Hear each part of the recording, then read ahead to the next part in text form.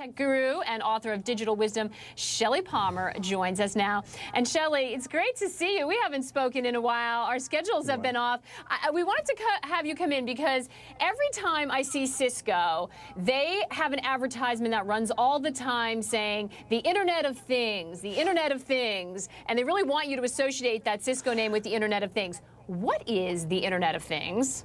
Wow. Okay. Big question. So the Internet of Things is also known as the Internet of Everything, and it generally describes a world where anything that could have a sensor or a computer in it has one. So smart cities might have streets that are smart, street lights that are smart, security cameras that are smart. Your home might have a smart refrigerator, smart toaster. You might have smart shelves. You might have smart packages. The idea is that anything that could be computerized, anything that could be networked together will be networked together in this comprehensive Internet of Things or Internet of Everything. And Cisco, of course, wants to be in the center of that because they make the tools that would help you connect those things. So they figure the more connected devices there are in the world, the better it is for them. Right, you need all those switchers and routers. Okay, so everything is getting smarter, but me, I'm going to be the only dumb thing left in the world because I got to keep up with all of this stuff, figure out how to use it. Is this ultimately a good thing for consumers, that everything we have is going to be networked together and work seamlessly,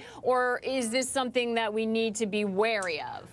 So you certainly don't need to be wary of it. The problem is that it's the Tower of Babel right now. There are competing standards for the Internet of Everything. Alliances like Zigbee and Z-Wave, a new alliance which has yet to have protocols published, which is called Thread. Actually, the protocols are published. It's from Google. Remember, they bought Nest, and Thread is their idea of how to connect everything, but they haven't certified any devices yet.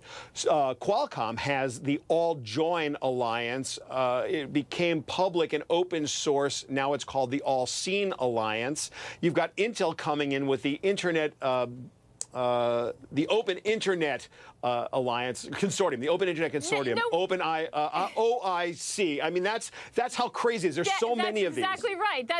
I can't even keep. No, I can't believe you can remember all this, Shelly. Only you can remember this because it's confusing. So if it's not clear, eventually somebody's gonna decide, or we will all pick which one we like, and it's gonna be a little clearer. If you're looking to invest in this, who's going to rule the Internet of Things? Is there an area that looks like that are early winners here that we can maybe be looking at? So the answer to that is, not only is there no clear early winner, I always been on Google for everything, but I'm not sure that Apple's not going to come into this. The problem truly is that what needs to be smart? When we say Internet of Things or Internet of Everything, everyone immediately thinks we're going to boil the ocean, that the whole world instantly turns smart. But there are different places where smart technology really makes sense. Automobiles that can sense the world around them, where the car logs into the cloud and the cars drive in a more safe way around cities, and traffic lights and cars kind of interact better. That's one whole group of people. Then there's this idea of smart shoppers and shopping assistants, where you're walking through the store and you're helped by the shelves and the packages themselves and your smart device.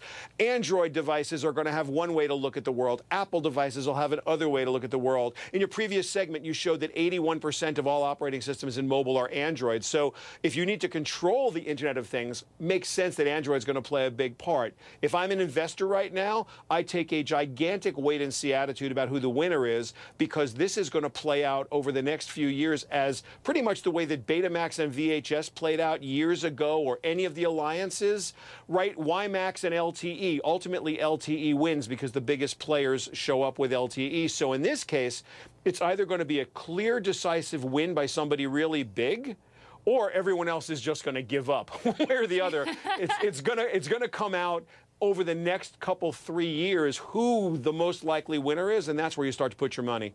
Excellent, because you don't want to be investing in one of the losers. Shelly, it was a huge question, but we picked the right person. You were able to answer it fantastically for us. And even though I said I'm the only dumb thing left on the planet, I feel a little bit smarter after that conversation. So we so appreciate it. It was lovely to see you. Thanks so much, Shelly. Great to see you, too. Thank you.